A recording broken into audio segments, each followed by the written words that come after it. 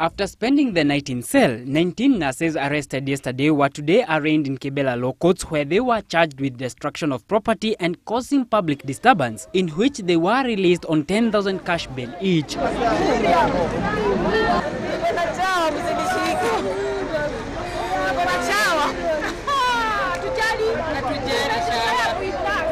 However, the two officials were withheld further on allegations of missing files just minutes after charges were preferred against them.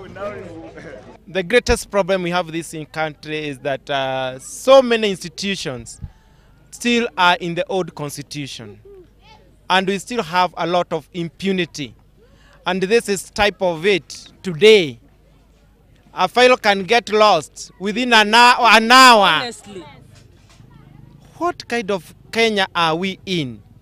And what happened yesterday is deplorable. We condemn it in the highest terms possible. Yeah. We are saying right now, we are not yet free because the case is continuing. Through their officials, the nurses have vowed to continue with the strike that is in its third week until their demands for recognition through registration of their union are met. They have retaliated to Medical Services Minister Professor Nyong'o for them to be arrested, claiming that they read malice behind his motives. If he can order for arrest and it is done, then he can also order for the registration of the union. And this is what we are expecting him to do.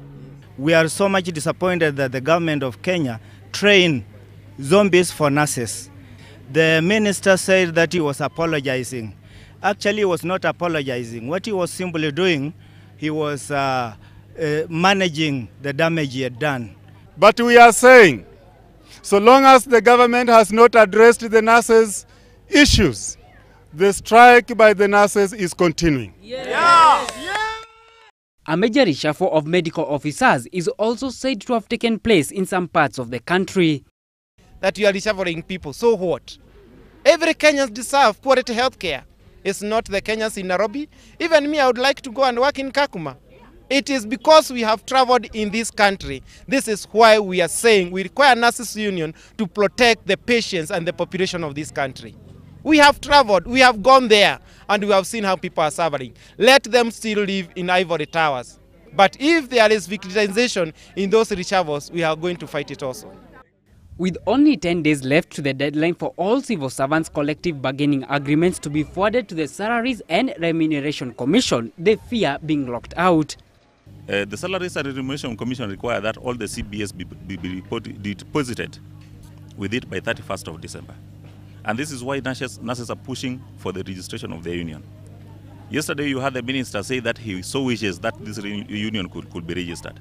They are the same people who sit in the same government. We wish they will do something about it and have the union registered, and so that the CBS that we have already negotiated with the employers can be signed by a duly recognized trade union and then be deposited with the Salaries and Remuneration Commission.